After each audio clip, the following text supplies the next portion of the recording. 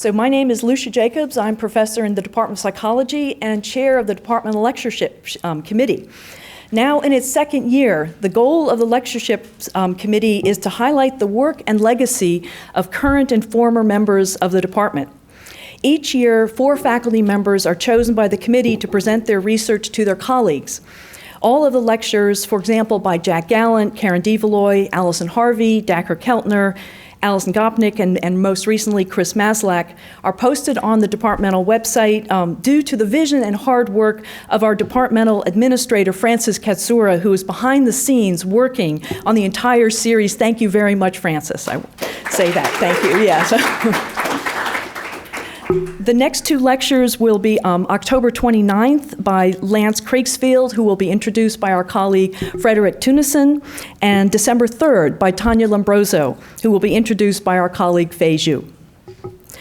This fall, we have 2 events honoring past members of the department, today's Tryon lecture, and this year on November 10th, a symposium to honor Edward Tolman's legacy, both his fight for the academic freedom of Berkeley faculty, which he won, and his groundbreaking work on spatial representation in the laboratory rat, which last week led to the Nobel Prize in Physiology for 3 neuroscientists who, following Tolman's theory of the cognitive map, found the neural basis for, quote unquote, the brain's GPS, as the New York Times put it.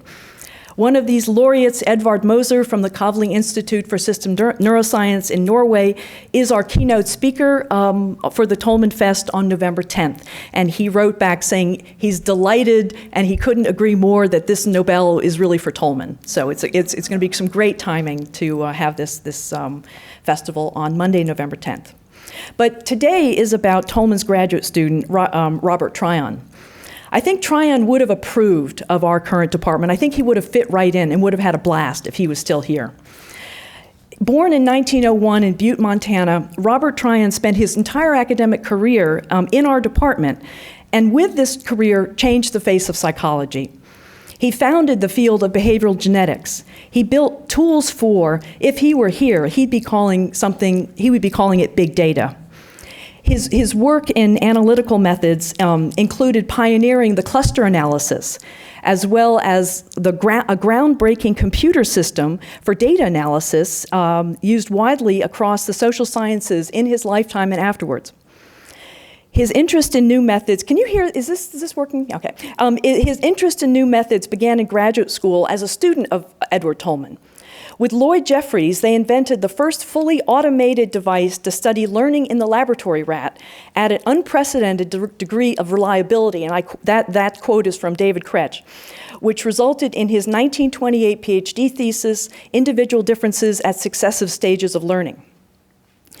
Tryon's analytical mind and genius for method led to the project for which he is most famous, the founding of the field of behavioral genetics. Immediately after his thesis and leading to his appointment as an assistant professor in our department in 1931, he tackled the big question of the time: is an animal's intelligence determined by nature or nurture? The weight of opinion at the time was clearly on the side of the radical behaviorists, where environment was everything. Tryon established to test this 2 lines of rats selected for their maze running ability, the maze brights and the maze dulls. These rat strains form the basis for lab rats used since this time. In fact, the rats that were used to win that Nobel Prize. As summarized by his colleagues David Kretsch and Edwin Gazelli, quote unquote, Tryon's study, elegant and precise, constituted the principal contrary evidence for the environment hypothesis, and almost alone preserved hereditary concepts from complete obliteration within the psychology of learning. Had he done nothing else, Tryon's place in the history of science would have been secured by this. Tryon's influence reflected his qualities as a person. As chairman of the department, Tryon instituted committee governance for the first time to reduce the power of the chair. Quote, he taught by precept and example, honesty of scientific purpose. He was a disciplined specialist, but not imprisoned within his specialty. His interest and enthusiasm ranged over the entire field of psychology. His acceptance of the human condition was almost that of a naturalist. Indeed, Robert Tryon was a naturalist of human behavior.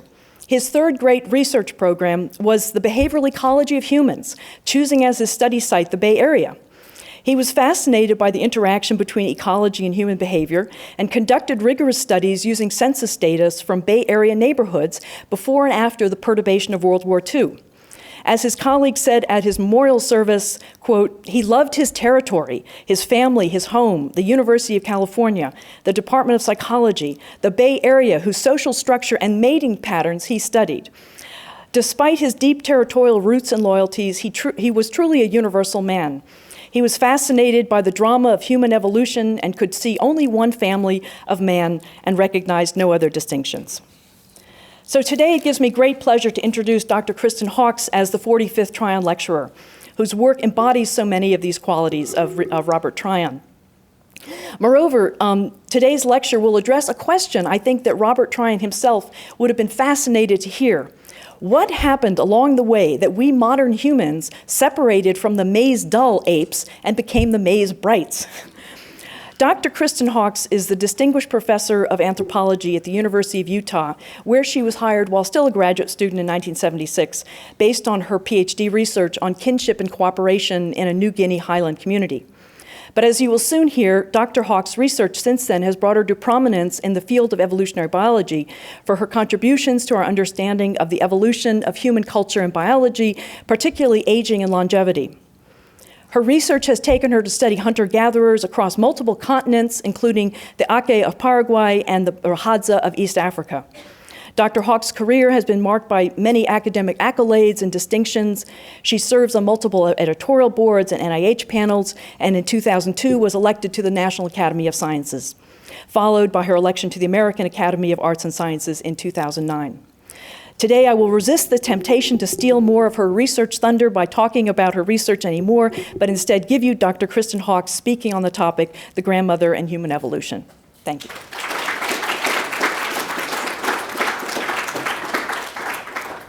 Thanks very much. What an honor to be here at the Tryon lecture. Of course, I don't know nearly as much about him as I should, but I think there's no question our interests overlap. And what I'm going to try to do all of this within your patience, within a single talk. It's a lot of things to cover.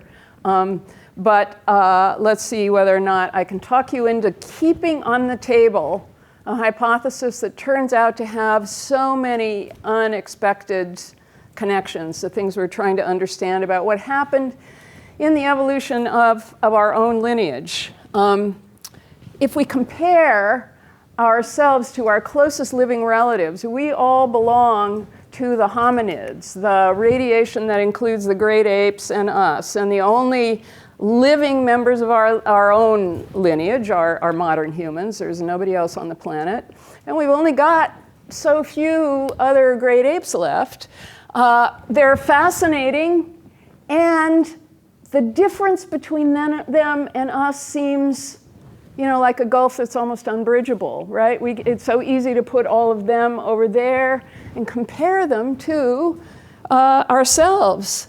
And yet, if we look at the phylogeny that's now really irrefutable, it's pretty clear that some of them are more closely related to us than they are to each other.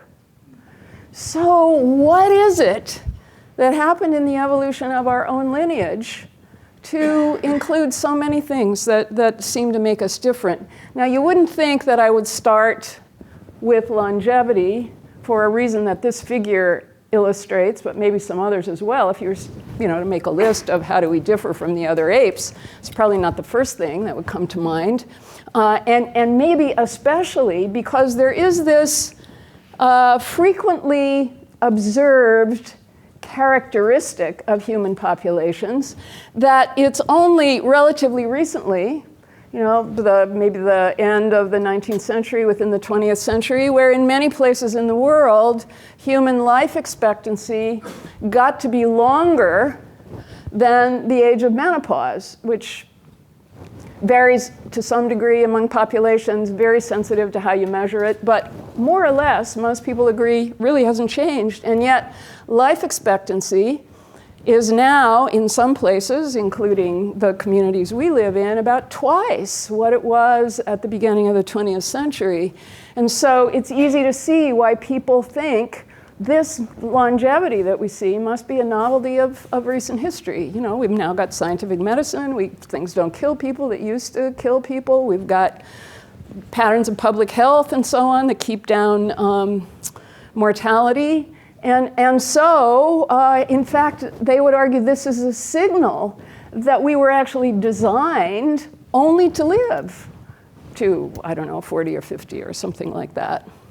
But if we actually look at the populations that this schematic is trying to characterize, what we see in populations where life expectancy is well less than the age of menopause is that the actual age distribution of people looks something like this. This is based on the census from Sweden in 1840, typical of natural fertility human populations depending on domesticates. And so life expectancy, what we're looking at here, it's very important that I explain what this figure is showing, so tell me if it's not clear after I say the following. This is just the female half of the population represented here, and we're going to get to the boys, but starting out with just the female side, each one of these bars represents a 5-year age class, and the length of the bar is the fraction of the population in that age class. So that all these yellow bars are the immatures, the girls who have not yet reached the age of first reproduction. The green bars are women in their childbearing years, and the yellow bars at the top are women who are past their childbearing years. In this population, life expectancy is only 44. And that's because we've got a lot of juvenile and infant mortality. That's part of the story. And that goes into the average lifespan. But if we just look at the adults, a third of them are past their fertility. And in fact, if we talk about what the chances are, a girl who's made it to be an adult, what are the chances that she'll live past her fertility, that's what's going to happen most of the time. So that's a natural fertility human population. This is what historical demography shows over and over again. But we can also look at what we see outside socioecologies where people are depending on domesticates, and important things change then. But these are based on life tables from 3 different hunter-gatherer populations. We've now got some really good demography from populations where mortality is way higher than what we experience. You know, life is pretty tough and people are dying of all kinds of stuff. But this is the age structure of the Kung-speaking Bushmen around Dobie that Nancy Howell established. She really invented the demography of small populations. And this represents the age structure of that population. These folks are New World foragers in eastern Paraguay.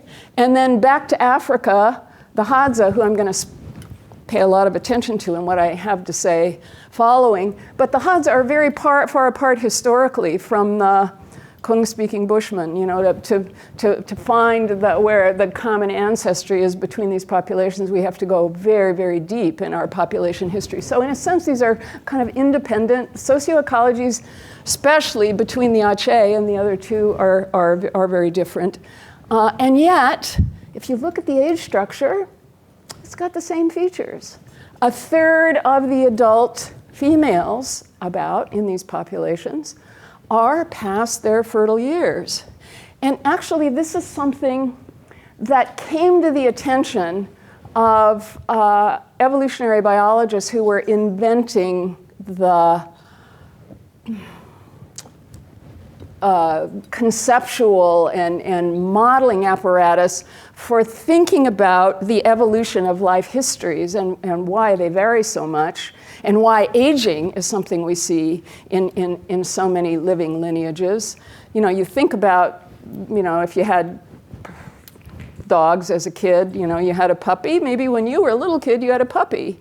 And really, before you were even an adult, that puppy had grown into an adult dog and maybe gotten too old and eventually died before you even became an adult. Just an example of the kind of variation in life histories that we see across the mammals, and of course it's even wider if we include some other radiations.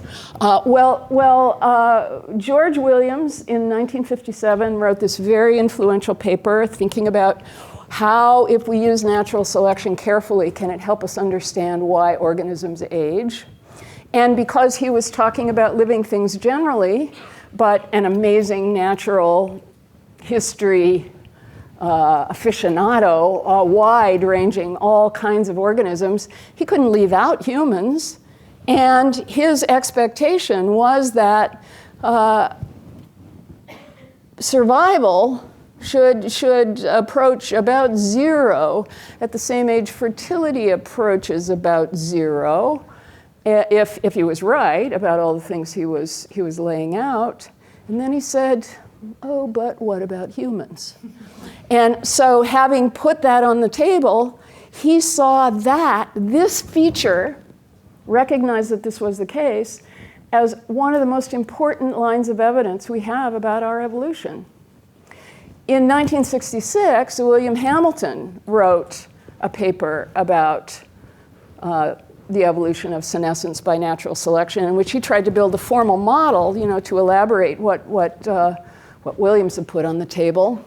And he, although it wasn't about humans, and it was very wide-ranging, and he used other examples, the data on humans are really good compared to a lot of other animals. So he attended to the human case, noticed the same thing, came to the same conclusion. This is one of the most important clues to what happened in the evolution of our lineage. And when we look at these age structures, I need to underline something that we might come back to, but in natural fertility human populations, in traditional human populations, among modern people who are foraging for a living, because we've only got modern people left on the planet, age structures look something like this. And so if I use the Hadza to sort of represent that, and we compare that to the US, this is the 2010 census, things look really different. And of course, you can see all those gray bars up at the top. It looks like we got a lot more of those. And I don't know, look around the room, I don't know, maybe there aren't very many of us in here, but there are a few. And see how different those two things look. That's one of the differences, but it's also the case when we put them together that you can see this other huge difference. And that huge difference is our fertility is so low. We have very few babies, and even though we worry about our rates of infant mortality, they're infinitesimal, and juvenile mortality infinitesimal to what it has been in most of human experience. And so that, more than anything, is having the huge effect on life expectancy. If we look at the US in 1910, about half the adult women are past their childbearing years. So that's more than in the hunter-gatherer cases where it's only a third. But it's only 60% more. And yet life expectancy is about 2.5 times as long.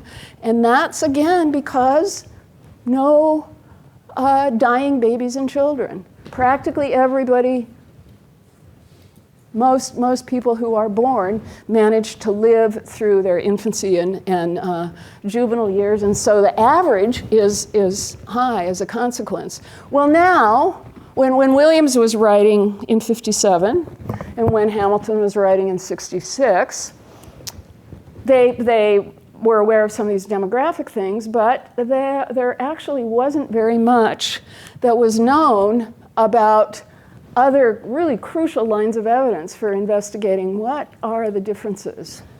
And subsequently, we know a lot more stuff. We know a lot more about the other great apes. Beginning in the 60s, we had these study sites in East Africa, and study sites have accumulated, and it's hard to do this work, but as a consequence of the work of lots of people, we know a lot more about our closest living relatives. And we also know a lot more about members of our species who are living on wild food. You know, we don't do it. We depend on domesticates. We go to the grocery store, you know, all of these things. If you imagine, you know, and really in this very place, not so long ago, people were just living on wild food. How the hell did they do it?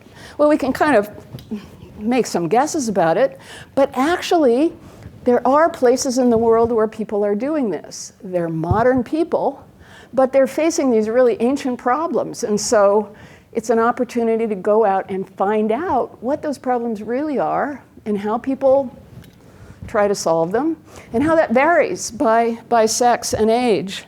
And I'm going to mention to begin with this project in Eastern Paraguay where this was my first ethnographic experience with people foraging for a living. And I went into this project with the sort of conventional view about what happened in human evolution, that it was mostly about hunting and the formation of the nuclear family. So this is all in the textbooks. It's the kind of thing that I'm sure you've run across before, the idea that there was this ecological change and the drying environments as the forest retreated. What happened in the expanding grasslands was there were a lot of these big ungulates which you could really make a living on if you could be an effective hunter. And that selected for, as initially developed, bipedalism, being smarter as a predator, you have your free hands to use tools and being a better hunter. That was a way to make a living if you're going to stay in that environment.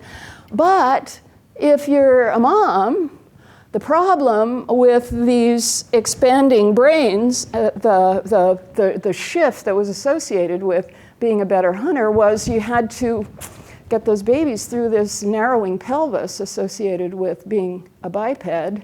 And so to solve that problem, better to have them born early, the obstetrical dilemma, as it was called. If they're born early, you can get them through, but then they're so helpless that this really occupies your full attention, and better to pair with a hunting male who will bring home the bacon, and you take care of the kids, and we get the whole package of nuclear families as the basic economic unit, and that's sexual division of labor, and you know, we are headed toward what we all do today. That's so persuasive because it brings together so many lines of evidence. I had it in my head in the beginning of this project, and we were also very excited about trying to take advantage of developments in evolutionary biology, trying to understand how animals in general make choices about resources, and to see whether we could use some of that machinery to understand the kinds of resource choices that these guys were making. And so these folks, these Aceh folks there had just been within the last 2 years, a mission agricultural colony established. People were coming to live at the mission, but they were going off into their traditional places into their traditional forests for weeks or months at a time, and they let us, hang out, follow along, just follow what they were doing, monitor how they were spending their time, what they got for it, and then what happened to it, because it's a very unusual circumstance in which, because everybody's so mobile, it made it possible to actually record almost everything that was eaten by members of the foraging party, and so we knew who had acquired it.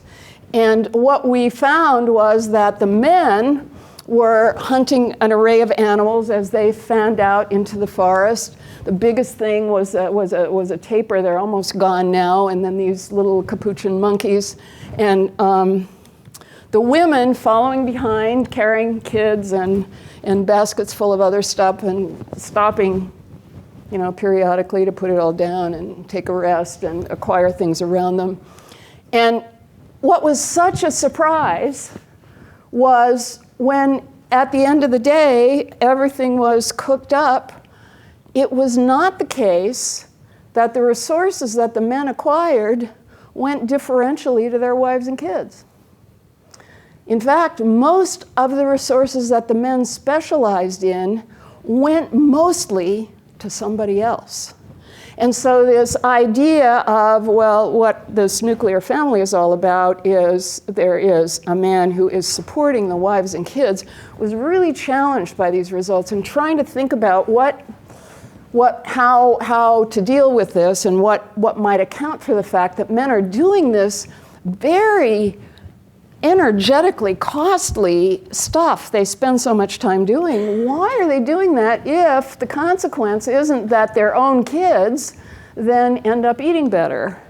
And at the time, trying to wrestle with this stuff, the opportunity to work in East Africa with these guys who are in a part of the world where they can hunt the really big animals, which are really what the archaeological record starts with. It's the stones, stone tools, and the bones of large animals. And to be in a place where people are confronted with choices that are, of course, I mean, we're not back in the Pleistocene, so all kinds of things are different. But this is an environment that's probably the best modern analog to the one in which our genus evolved, and it's a part of the world in which we have this deep archaeological and fossil record of the evolution of our lineage. And so I always think of this photograph as Hadza Gothic, here's the nuclear family, there he is with his tools, and there's mom and the baby, and this whole notion that had really been challenged by the results from a very different socioecology.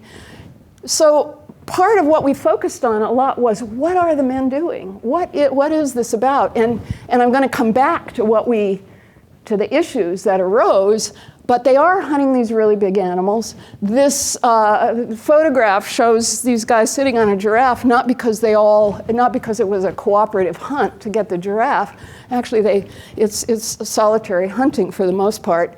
But this is a huge, gigantic pile of meat. And we found that that's what these guys specialized in. I'm going to come back to that. But what surprised us all, what we had not even thought to be looking for, was how economically important the old ladies were. So these two Hadza women are cooking tubers. This is Vigna frutescens, Laikwa, and it's the starch staple for these guys year round. And we discovered that these women actually spent more time on this resource than anybody else does, and it's a crucial part of how well fed everybody eventually is. So we found the old ladies doing this economic stuff, which was surprising, and we had not anticipated that little kids would be such active foragers. We were really surprised at that, and we found at very young ages, kids were doing all kinds of things, that acquiring resources of all kinds. But when it came to this thing, the deeply buried tubers that are such a big deal, they actually can't pull it off because they're too little. They're just not strong enough to do that. And that means that since that's such an important part of daily subsistence, it means they have to depend on their moms. And our data showed us that that was the case, that there was a correlation between how hard their moms were working and their weight gains. We could see that. Up until the point when mom had a new baby. And then the correlation disappeared. And then, when mom had a new baby, she's got something else to worry about. And now for the weaned kids, the crucial contributor to their nutritional welfare is grandmother. So here we were looking at fully modern people, but seeing right before our eyes a trade-off that we were just really hadn't thought about very much, and a data set that was pointing toward a key feature that may be one of the most important things about what distinguishes us from the other apes, one of the things that we know about all of them, all the other apes, using chimpanzees as the example, is when a kid it depends entirely on mom. You know, she's making her way through the forest, making a living. She's a working mom, feeding the kid. As soon as that chimpanzee infant is weaned, it's entirely responsible for its own nutrition. Nobody helps. Whereas in the human case, moms can move on and have that next baby, and somebody else, without the kids being fully able to feed themselves, because they've got help. And there it was right in front of us, and that associated with this real difference in age structure. So once again, now this is chimpanzee data from 5 different study sites. Trickier to do this, you need a lot of deaths and so on, but here, built from life tables, showing again, each bar is that clear what these are? That each bar is a 5-year age class? Okay.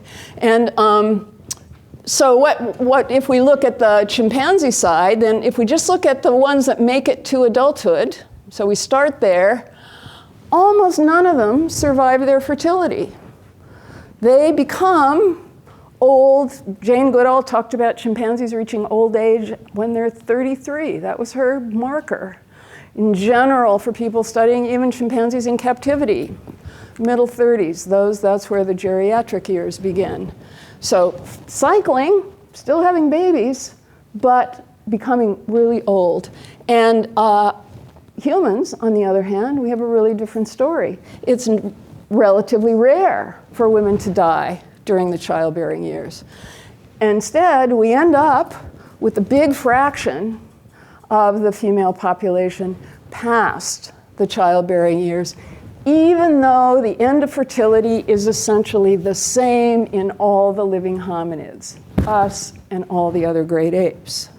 And so this suggested a version of the grandmother hypothesis. And we were very influenced by Rick Charnov, who is a theoretical biologist working on this question of why life histories vary the way they do, and is it possible to find and explain broad patterns in that variation. And he built some simple optimality models that were very, very, very powerful for accounting for some of the regularity. Although it differs among different radiations, I'm focusing on the mammals in particular and the order we belong to, the primates. So primates are weird mammals in some ways, but for this, they're like the other mammals. And here's a figure from Charnov's '93 book in which he was showing that, in which he showed that if we look just at the data he had available on the primates, and we look at age at maturity, so that here we're talking about age at first birth, and average adult lifespan, which is a way of measuring adult mortality, that those two things are essentially invariant, the relationship between them. And in this figure, the point that's circled in red, that was humans. And he didn't even think about, yeah, except that my model assumes that the females are having births all the way through their adulthood, and actually that's not happening in the human case. And yet, there it is, essentially, you know, really strengthens the regression that the humans are right where they ought to be. And we could show that if we look at one of the things he called life history invariant, the relationship between adult mortality and between age at maturity and adult mortality, that is essentially the same in the other apes and humans. But if we look at another one of his invariants, which was the relationship between age at maturity and baby production, well, they're all more or less in the same ballpark. And then there's us. Looks like a real outlier. But that's the baby production measured during the childbearing years. And if what's going on there is it's high, we have very short birth intervals compared to the other great apes. that's possible. We can have the next baby sooner because we have help. And if we put all those pieces together, our long postmenopausal lifespans, this early weaning, late maturity, this package all made sense that it went together. And this was really promising for explaining why when our genus Homo, emerges, it's so fast that fast in archaeological time, that these populations get outside of Africa into all these habitats that they haven't been in before, which suggests they're really making a living in a different way, which is really what the grandmothering stuff is about. You're no longer tied to the places where the just weaned kids can feed themselves. And that opens up a lot of possibilities.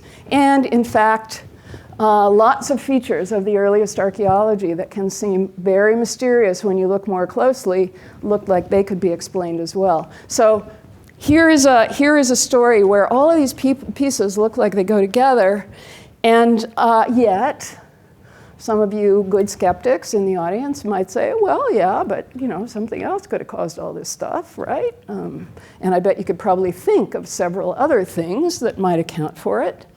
And so this question of, could that really happen, is a question would be nice to be able to answer. We don't have a time machine, right? And even if we did, how can you run 2 million years and watch it, right? So we are trying to use all the lines of evidence we can, but one really useful one is modeling. And Peter Kim, who is a mathematical biologist, not initially interested in humans at all, but with all kinds of math skills and really good biological intuition, got interested in the problem. And Peter built an agent-based model to ask that question. If we take Charnov's modeling seriously about the way in which these life history features go together, and we build our little toy world, it's a little model here in which we have an ape-like life history, parameterized by what we know about chimpanzees and gorillas and orangutans and bonobos in that neighborhood. And then we add grandmothering. What happens? Well, this is Peter's little Russian doll schematic to show the agent-based model, and that's the way the things are parameterized, and I'm happy to talk about any of it that you want to in more detail. But we also had to include this, which is there, but we had to include this trade-off for males, that if you are, so the life history trade-offs, everybody has them, not the same for the boys and the girls. It's the girls who are having the babies, it's the girls who are nursing the babies, it's et cetera.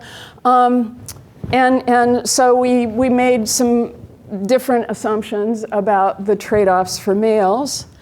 And we looked at what happens if we consider that just the female trade-offs with assumptions like this. And so now just considering the females, and because it takes forever to run these simulations, especially then, because we didn't have some fancy, faster stuff that we now have. Using deterministic difference equations, he could calculate where the equilibria would be for these things. And so this is just if we were just one sex, if we were just females, and with just the female trade-offs mattered, then here is what the associated population growth rate would be, assuming all those things about the Charnovian regularities, about adult lifespan, and our ape assumptions. So without grandmothering, the point, which is the equilibrium, which maximizes population growth rate, where you'd expect natural selection to push things, is about average adult lifespan of about 18 years, which is, that's in the ballpark for what we see in the other apes. Add grandmothering, and what happens is it doubles. It pushes average adult lifespan with the female trade-offs, because now with grandmothering, mom can move on and have that next baby sooner than she could without it, because we've assumed that longer adult lifespan is associated with later adult mortality and longer dependence of infants. And so when we put the males and the females together, we get this really interesting, very surprising initially, although now we're finding all kinds of other places where there's interesting sexual conflict, that the equilibrium, the ape equilibrium with no grandmothering, when we've got two sexes, is much higher than it would be if the females really ran the show. If they didn't have sons, if these genes didn't have to pass through males, the adult life expectancy would settle at a lower, about 18 is what I showed you. Here, it's right around 25 when the males are in the game. And then when grandmothering is added, same thing. Not only does the population with grandmothering, so I've inverted these things, so I'm sorry for the confusion. The mean adult lifespan just go to this new equilibrium, one that's very much like what we see in modern foragers. But the one with both sexes is actually higher when we've got than the one we'd have if we just had the humans alone. And now we've got slightly faster computer code, so we can really run these things, run the simulations. And here is what you see with 30 simulations without grandmothering, what happens to average adult lifespan, and it stays essentially there, except for this thing about the males, pushing it to a higher level than the females can actually manage, and we see a bunch of extinctions there. But the ones that don't go extinct, they stay in about the same place. And then if we add grandmothering, as soon as the population escapes, so this is 30 simulations now with grandmothering, and what happens is there is a basin of attraction around the ape-like pattern, but once the population escapes it, they all go to the new equilibrium, which is very much like the human one. So here is a thing which we were so drawn to pay attention to because of what we saw among the Hadza. But the Hadza are not the only folks where mothers have help. And people have continued to document it in all kinds of populations. This is what goes on everywhere, probably including right here, that mothers have help. Because mothers have help, that really distinguishes what's going to happen both to selection on mothers and lots of other things that I will enumerate, because it's so different from what we see in the other apes. In the other apes, when a female has a baby, she's the only one that takes care of it until it can feed itself. So mothers are independent. They have to feed themselves enough to be able to lactate to feed the infant, and there's some mother-child food sharing early on and so on, but as soon as the kid is weaned, it's on its own. And that's not the case for us. And associated with it not being, associated with the fact that there's help, is this human feature that we can have that next baby before the previous one, is really able to do that much on its own.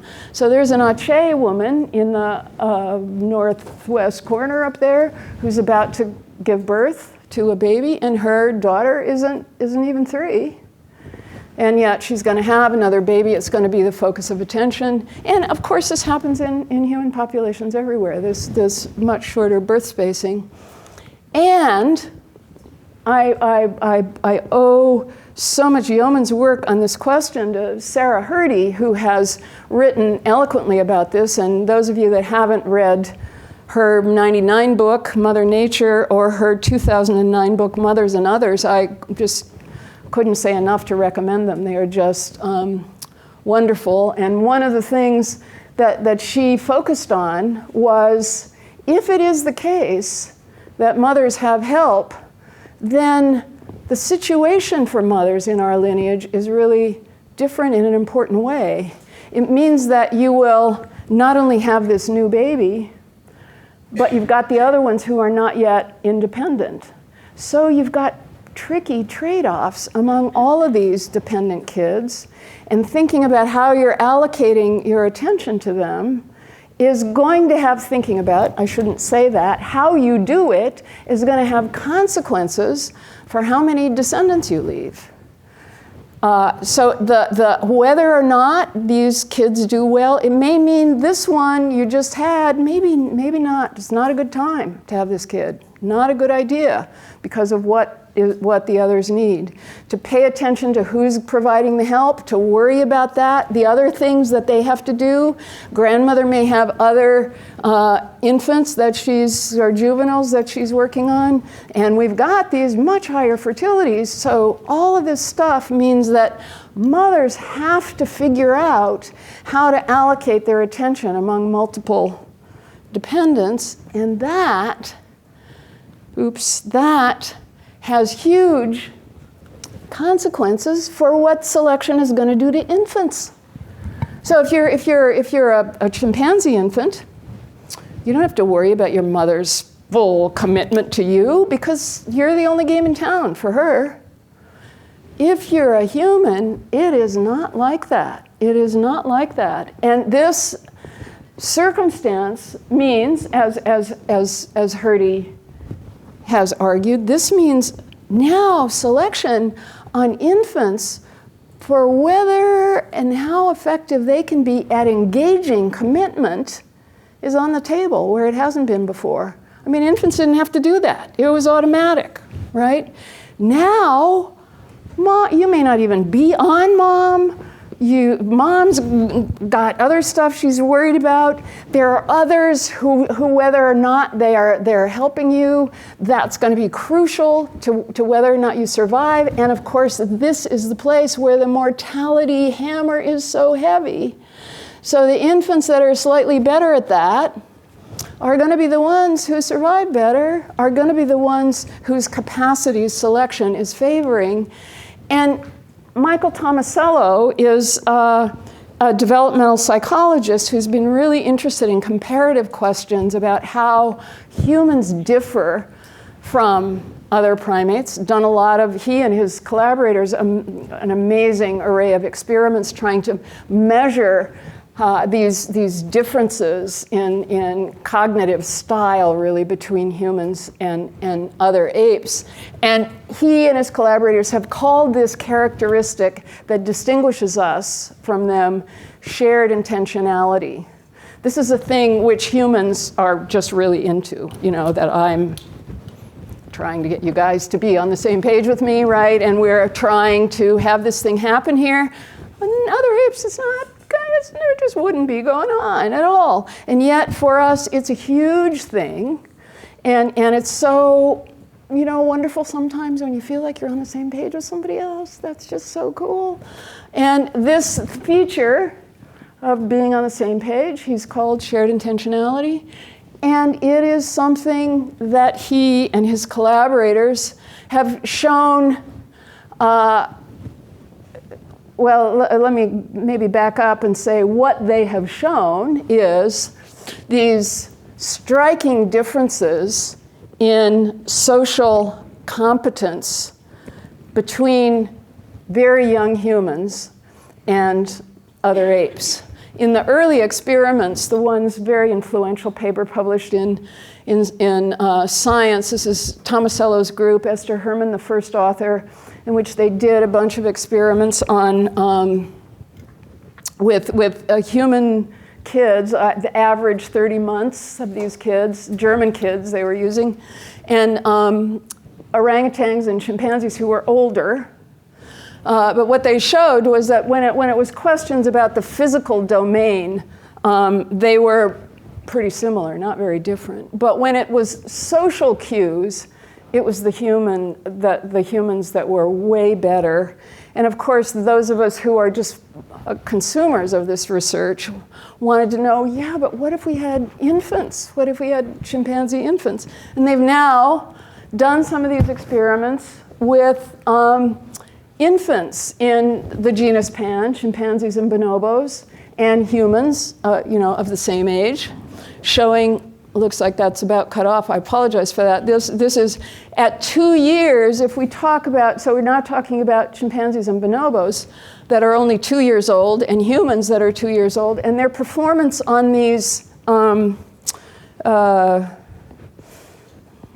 physical tests are really not different at the age of 2. They start to be a little different, statistically significantly different at 3, and then even more so at 4.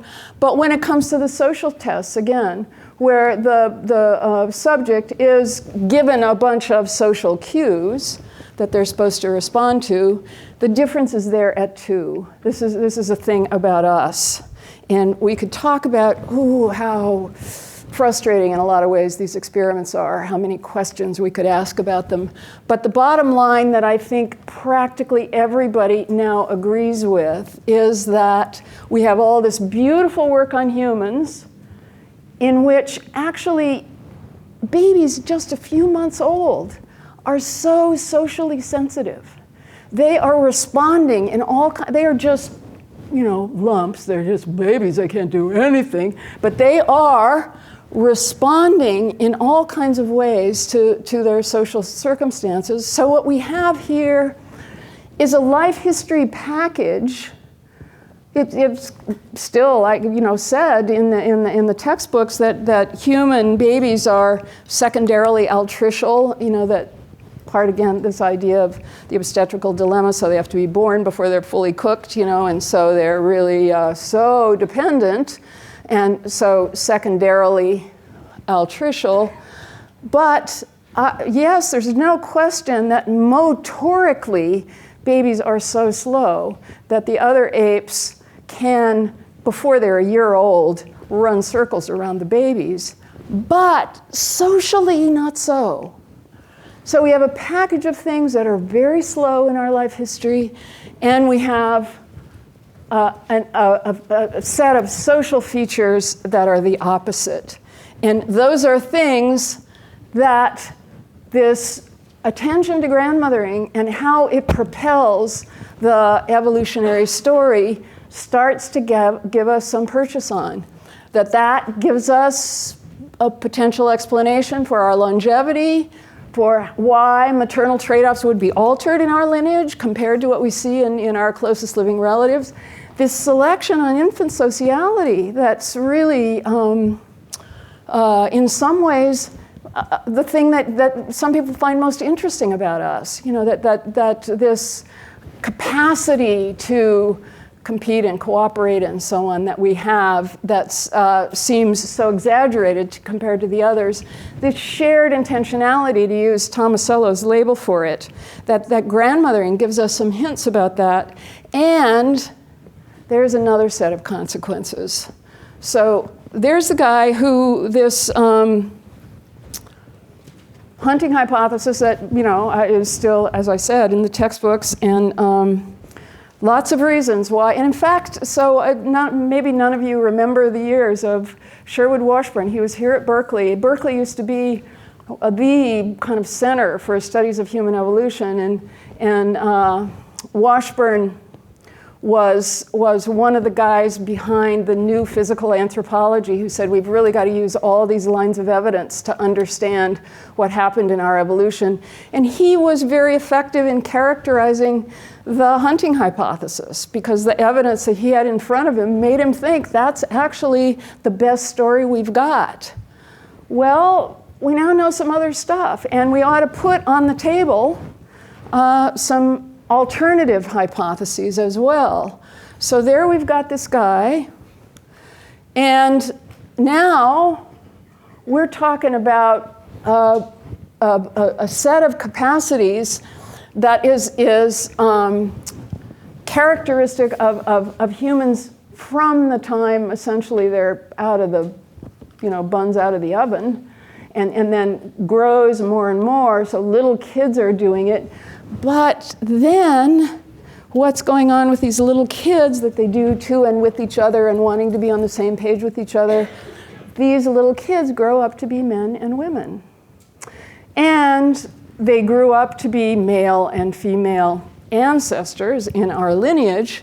And the trade-offs, the life history trade-offs for males and females aren't the same. It's the females that have the babies that, lactate and so on. And so if we worry about how many babies are going to be born in a population, we got to count the number of fertile females.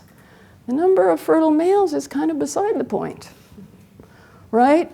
Males face a different set of problems, which is the other guys, which is the competition over those opportunities to pass your genes on to future generations.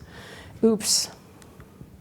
And we have this shared intentionality thing, which means the kinds of arenas in which males can compete are now so diverse. If we talk about our closest living relatives, chimpanzees, they actually compete in a lot more arenas than gorillas or orangutans or even bonobos, but it's still just a few. But when it comes to humans, all over, at least with modern folks, you can get a game going about almost anything. And it's possible for males to be able to assess their position relative to other guys without necessarily beating them up. We got a whole bunch of other arenas in which competition, unfortunately, is going on all the time, right? And we've got this important shift in age structure. So, just to take a random sample of adult men who are powerful, right? We're talking about the old guys here. If we look at the Senate, it's mostly men. Average, this is a couple years ago from Wikipedia, but median age at taking office, about 50. Well, if they were chimpanzees, they would have been dead long ago.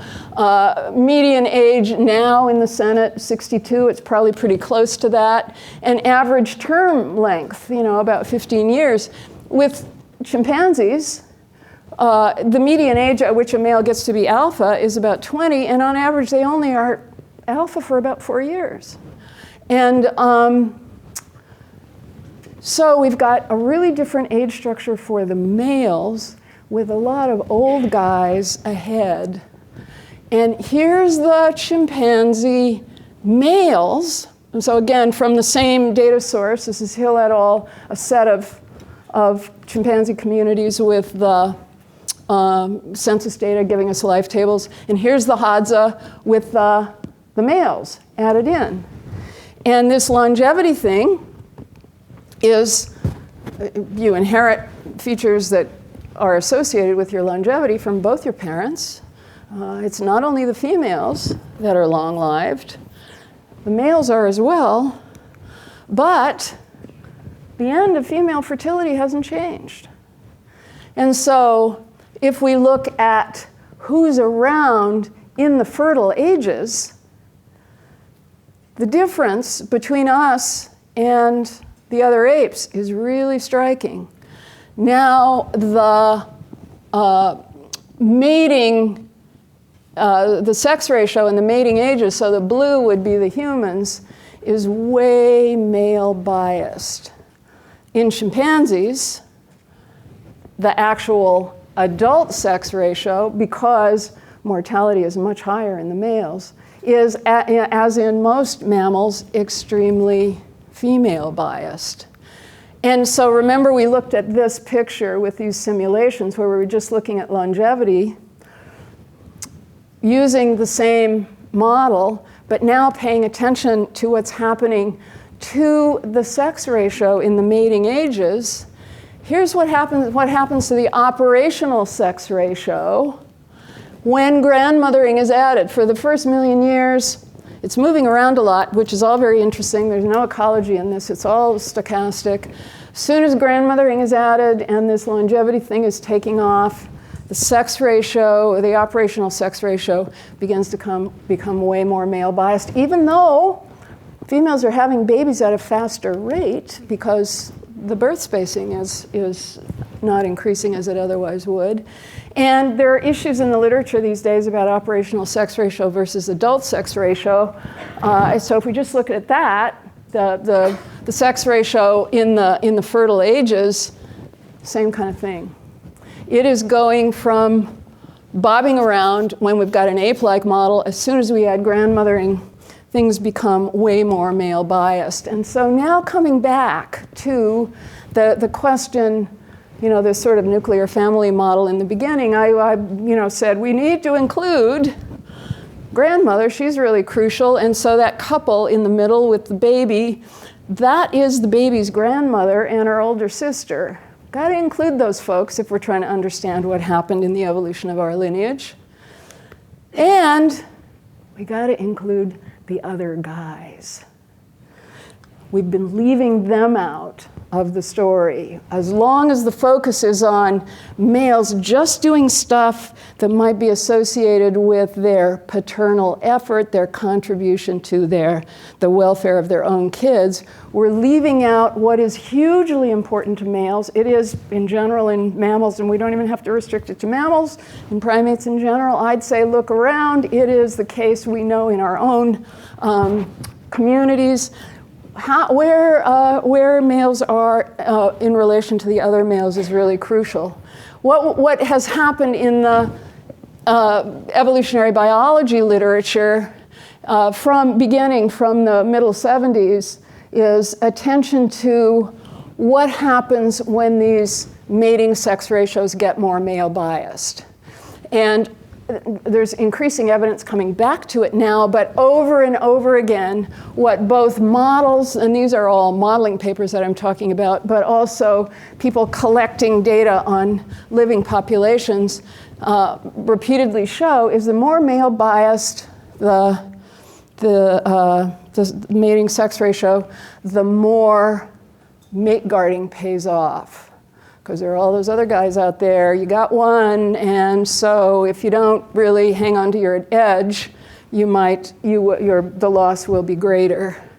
And at the same time, we have a whole history in cultural anthropology and social science of noting a similar kind of thing in human populations. Classic papers on this question in which the recognition that what matters in traditional societies, and not just in traditional societies, is these relationships among males and the development of these alliances among males, how absolutely important they are. And I'm going to quote from Jane Collier, who I hope she wouldn't mind. She has written synthetic pieces looking at the ethnographic literature, but she's someone who would say biology is irrelevant to anything we need to understand humans. So I don't know if you should tell her I'm citing her, but as she has observed, when we look at traditional human societies, these are her words, marriage is primarily a relationship between men with respect to women. And these conjugal bonds, this guy's claim on his wife, the fact that these other guys respect that depends on his relationship with them. And the tension between these two things crops up over and over again as structuring so much of what goes on in families.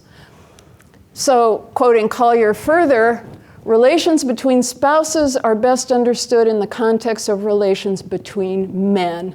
Men must assert claims to women in competition with other men. Well, I've suggested to you that a strong reason for that is this real shift in the mating sex ratio that goes with the kind of longevity that characterizes us, in which female fertility continues to end at that ancestral age. And so when we try to figure out what these Hadza guys are doing, and our data show here is a Hadza guy. He could go out, hunt small animals, and we've got some experimental evidence to show what he'd get if he did, and bring those back to the wife and kids mostly. And if he did that, he would be providing more to them more often. And instead of that, what he spends his time doing is specializing in these big animals in which the average success rate is for every day you go out, you have to go out 30 days, the average guy to get one of these big animals. You know, hell of a way to feed the kids, right? It's just not going to do it. And yet, this is so crucial to his relationship with the other males, and that's so crucial to his claims on his wife. It's not only that it's rare, the successes, but of course, when you get one of these big things, it's a huge pile of meat. Everybody's interested, hungry, ready to come. Where's mine? Take a share. Most of it goes to others. This is so similar in some ways to the riddle initially with the Ache, that these guys are specializing in things that mostly end up going to others.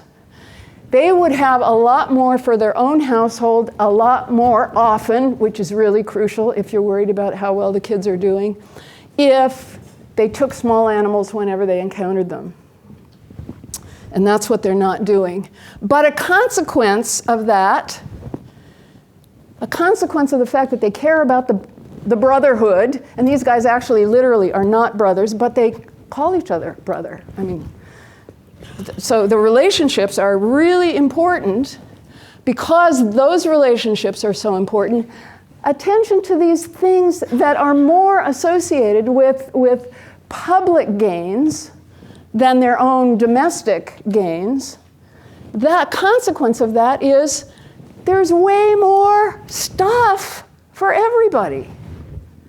So we've got a really interesting riddle. You know, we should have a huge collective action problem. Why are those guys doing that when they could do way better for themselves and their own kids if only they...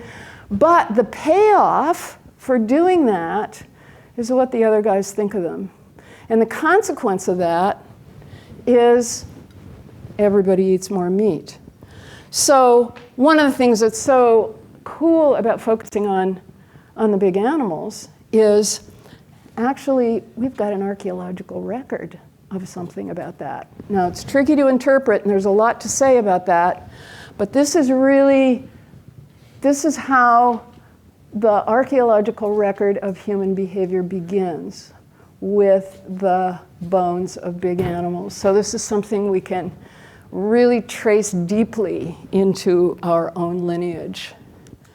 So here's I suppose it's a whole constellation of hypotheses that it is at least, there are lines of evidence that are consistent with seeing these things as legacies of ancestral grandmothering. This grandmothering life history we have, this long postmenopausal survival, late maturity, early weaning, the altered maternal trade-offs and the consequences that those have for infants. They face challenges that other apes don't face. And this precocious sociality that's characteristic of humans compared to the other apes. And I would say that record is tricky because of the subjects and lots of questions we could ask about that. But I think the fragmentary evidence as we have it points very much in that direction, and this shared intentionality thing, which is so different. But what also happens is we get these new venues for male competition, which means it isn't quite as, although it's true that mortality is higher in human males than in females, I mean, as is typical of primates generally, of mammals generally, the difference in mortality between the sexes is way less in us than it is in the other apes, because men can compete in a lot of ways that aren't quite as deadly. And that means that the difference in mortality is not so great. But we have this really important shift in the sex ratio, in the mating ages. And that has consequences for male strategies that inevitably had to affect who ended up leaving the most descendants. And it looks like this may give us some insight about why we see in human populations, everywhere we find them, this tendency for pairing. Sometimes it doesn't last that long. You know, sometimes it's just a few months, but it's really different from what we see in chimpanzees, for example. really different kind of pattern. And so here's a story that links that again to these life history shifts. So thanks for your attention. I'd really be interested to hear you guys poke holes.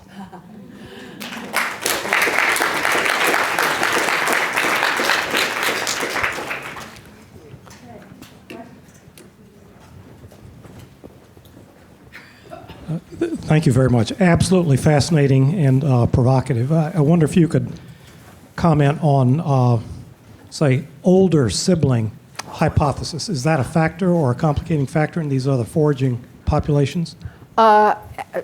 Crucial. Older siblings are crucial. Now, my collaborator Nick Flirton-Jones, who's been doing this fabulous demography on Hadza demography, is going to be able to say in detail what the effects are of having an older sibling. So I'll give you a kind of generic answer to that.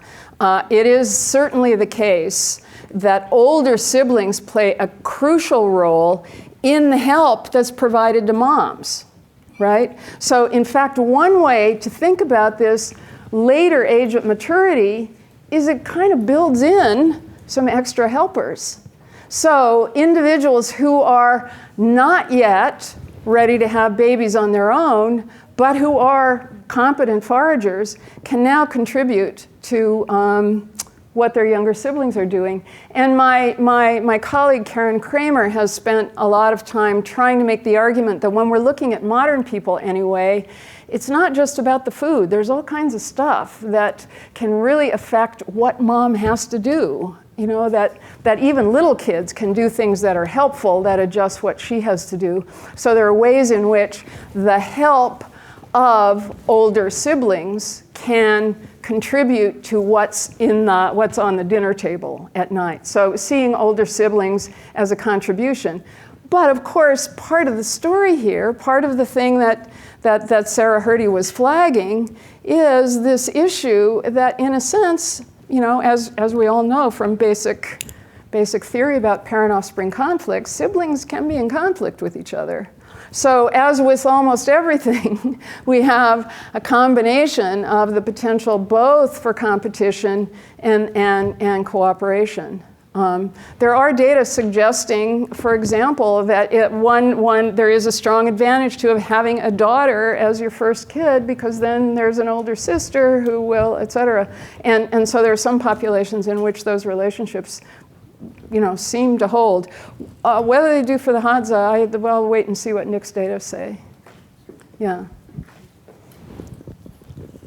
So you have this constellation of six things, six causal things, and they all seem to cause each other in a way, or they all tie into each other. So how do you justify that the first one, number one, postmenopausal longevity, is the beginning of the story as opposed to any of the other 5 or 6? Right. So if we talk about the other apes, what we see is that practically none of the females are living beyond their fertile years. And then whenever we look at modern humans, you know, if you made it to adulthood, the chances are you will. And so the model that Charnov built to try and explain the variation in life histories across the mammals and across the primates in particular makes average adult lifespan the thing that runs the show. In Charnov's model, he doesn't specify where that comes from. You know, God gives adult mortality. But once you have that, it has this cascading effect on what selection's going to favor in life histories. If we decide maybe he's onto something, then confronted with the difference between us and the other apes, the question would be, and where we see that we have much longer adult lifespans and much later adult mortality, and we're right about at the invariant, the question would be, how in the world do we get that greater longevity? So if we're talking about evolutionary theories of aging, so here would be a conventional way of thinking about things. There's a trade-off that all organisms face between how much you're going to put into maintaining this thing, you know, repairing it in various ways, building your immune system, doing all kinds of stuff that are going to keep it ticking over, and what you're going to put into current reproduction. And those things trade off against each other. And the question would be, under what circumstances is there an advantage to putting more into maintenance? And so the grandmothering argument is a story about what would make that so. In an ecological circumstance where if you're going to stay, if a mom's going to stay there instead of follow the forest, then it's going to be more costly with the kids, but it also opens this opportunity for the older females whose fertility is the tiny number, so we start out with very few that have managed to survive.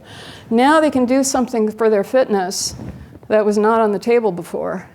And so any slight variation in increased emphasis on maintenance, that means they're likely to survive a little longer. They can help more. Their grandchildren then carry those longevity genes. Whole other question, what are those? And so in subsequent generations, increasing longevity is favored as a consequence of grandmothering. So the constellation of other things then are associated with this shift in longevity, which in females does not include extending the age of fertility. I mean, in a sense, that's the big riddle. How do you ever get longevity to increase without that? And here is, a plausible answer and a model that actually shows that's what. I don't even know. Did I touch on your question or elaborate it more? Yeah. Well, it's just there are so many things that are tied together, and you want to say, like, how do I start this evolutionary story? Right. Like, do you want to start it with grandmothers, or do you want to start it with, more male-male competition? I mean, it's difficult to say how you start that cycle. So from my perspective, the story about the new avenues for male-male competition depend on shared intentionality. The shared intentionality is a thing that's favored in infants who confront this problem that they can't depend on their moms. That, it's not a birthright anyway. So now they're selected to do other things. So that depends on a life history in which mothers are having new babies before the previous one is. And when can mothers do that? It's when they have help. And so the version of the story in my head, it's clear what has to be prior. There's the shared intentionality is crucial for all the new avenues of male competition. The longevity without an increase in female age at last birth is crucial for the male biased mating sex ratio. So, right, yeah. And I'm going to and I think that this could be, I was thinking there's parallel systems. Cooperatively breeding birds would therefore, you'd expect to see intentionality in fledglings. Never have. No, don't. Do not see that. Yeah, so anyway. Do not see that in the cooperative breeding callitrichid monkeys, and they're primates. That's right, yeah.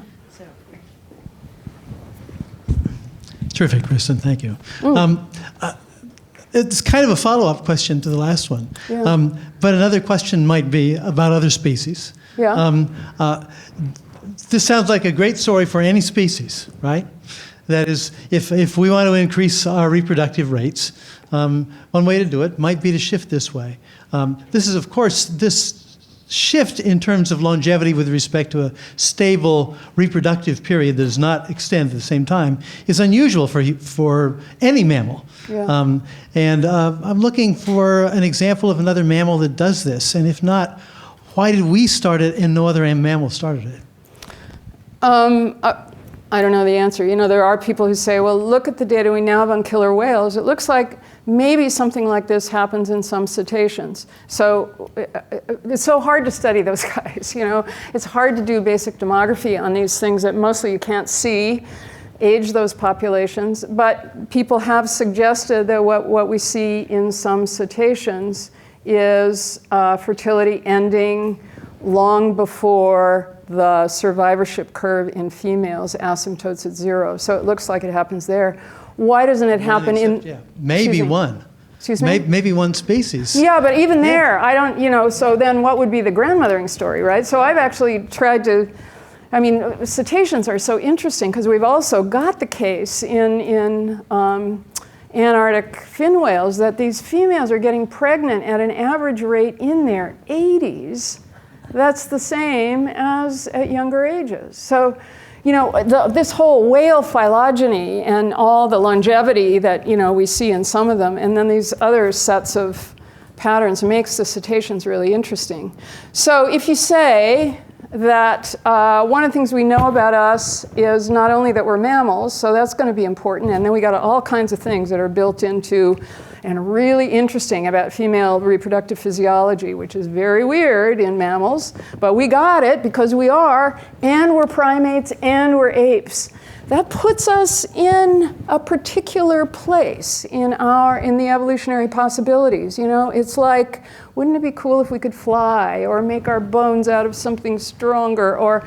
But you know, how evolution works is, well, you can only go from where you are with relatively small changes. And so if we're trying to figure out what happened in our evolution, this comparison with the other living hominids, with the other great apes, is potentially such an important source of information. I mean, one of the things I've been interested in is mechanisms. How do we do it? And you know, we do have some interesting data on comparing these things in chimpanzees and humans that you're just led to want to know. I mean, we learn all kinds of stuff about aging from flies and rodents and yeast, and I mean, no question, all that's important. But actually, there's all kinds of biology that's different in rodents and primates. This comparison with the other apes is really crucial. So I think, in a way, you could say, wow, if this is such a good deal, why didn't selection do it somewhere else?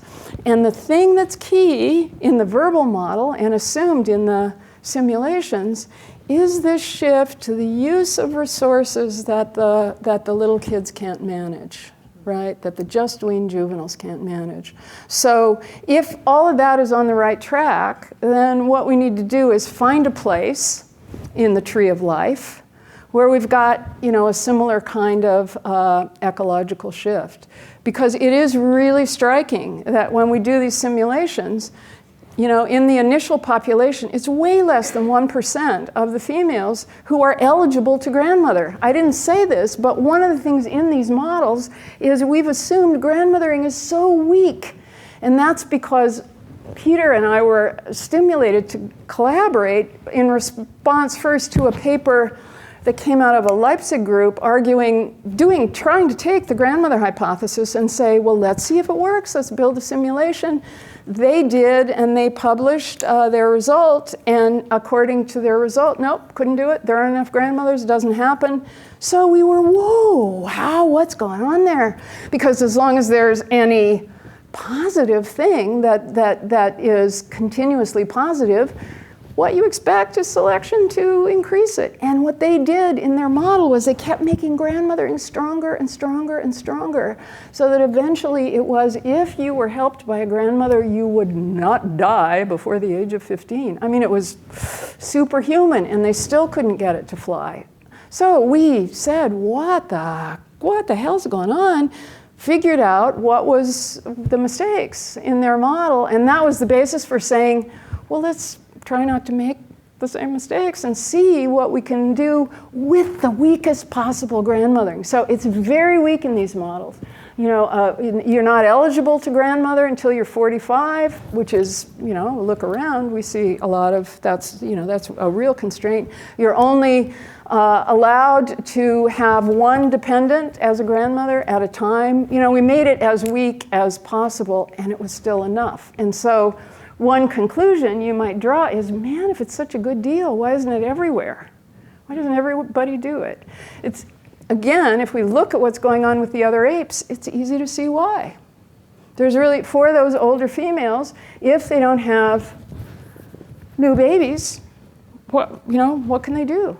Now, wait a minute, I have to back off and say we do have a wonderful anecdote. This is from Gombe, in which one of the female chimpanzees can be really nasty to each other. You know, they try to kill each other's babies and eat them and stuff. And there was a female who had just had her first baby and was being stalked by some other females who were going to go after it. And it was her mother who stepped in, took the baby and saved it from the attacks. So something. But what we don't see in general, we don't see. And there are lots of other pieces I would put in the story too. But there isn't the kind of hook that at least this hypothesis says was crucial in our lineage. It's not happening in the other living apes. Clearly it was happening in some other hominids. They're just not here anymore.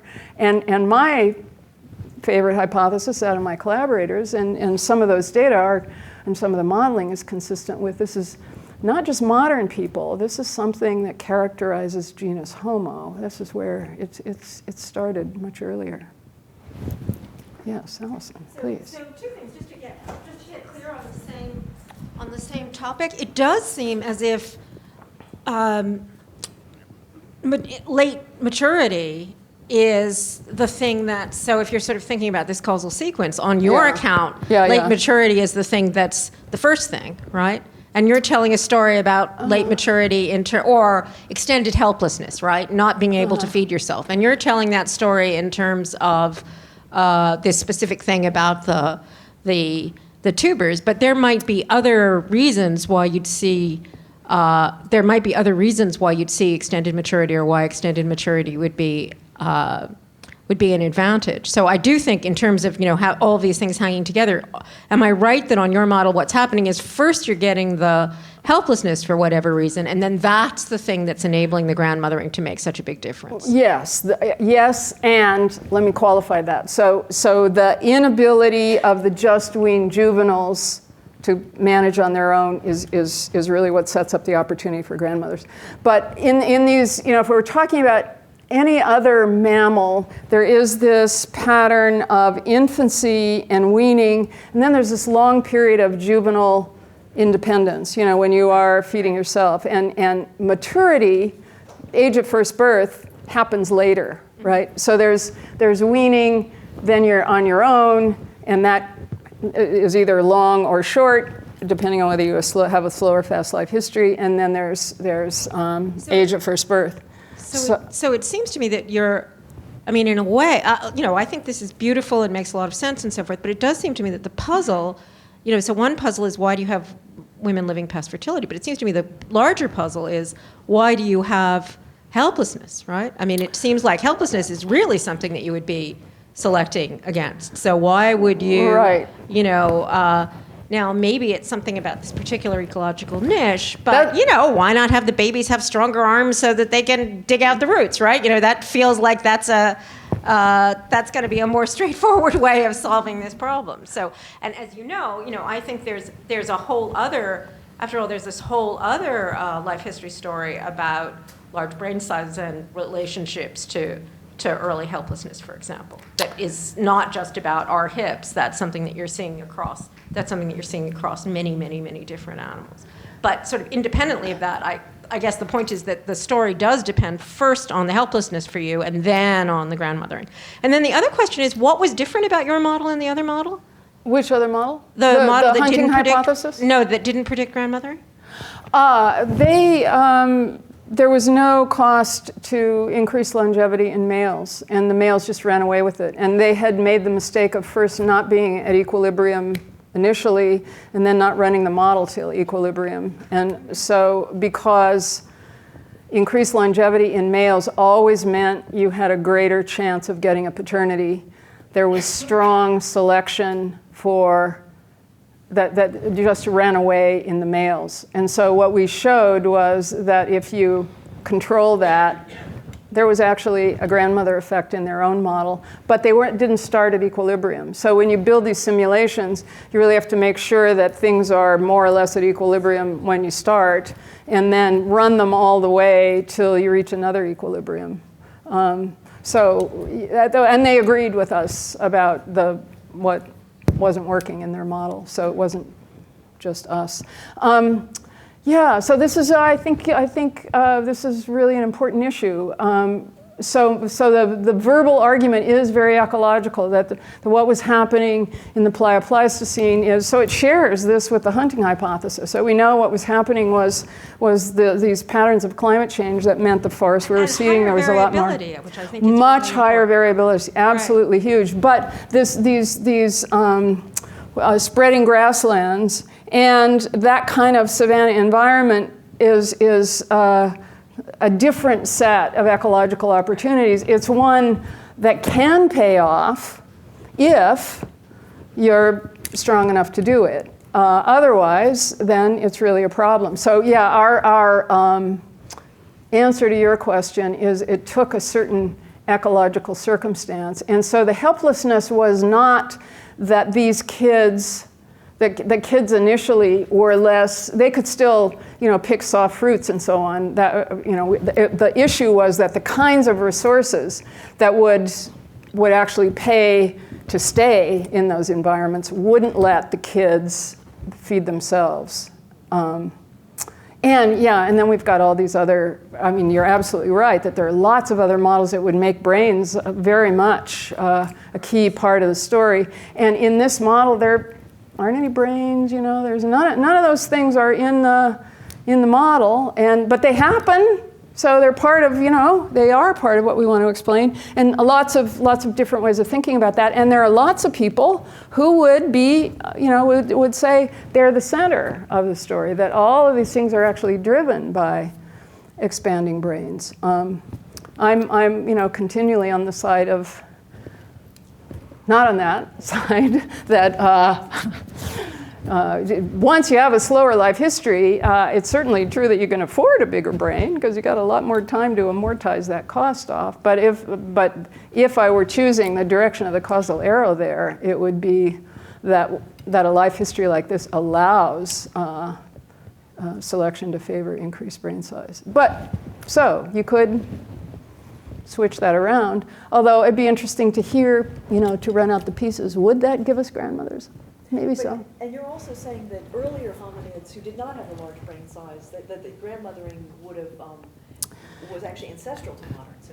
Yes, right. Now, so in the first paper, the one taking advantage of the machinery of Charnov's model, when we first talked about this grandmother hypothesis, we were pretty agnostic about where do you want to put this in the history of our lineage. And one possibility seemed like, well, maybe that's what happened with moderns when, all of a sudden, about 50,000 years ago, moderns get out of Africa into all these other places. Or maybe it was 500,000 years ago and you get this Neanderthal versus modern split. Maybe that's the place where it happened, and Neanderthals, maybe they didn't have the grandmothering trick. Or maybe it was genus Homo.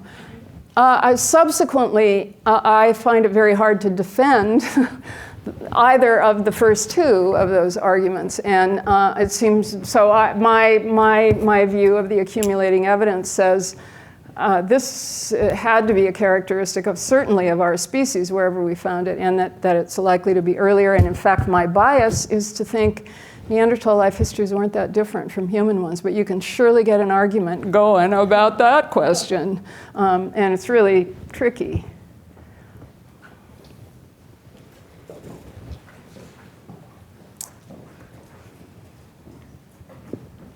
Is there anything about the evidence that you're looking at that supports grandmothering and grandchildren as opposed to like a band-wide female elder participation in rearing?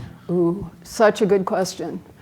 I glossed right over that, and in the model that I talked about, either as originally just done with deterministic difference equations in the Proc B paper, there is no requirement in that model that help just go to daughters' kids.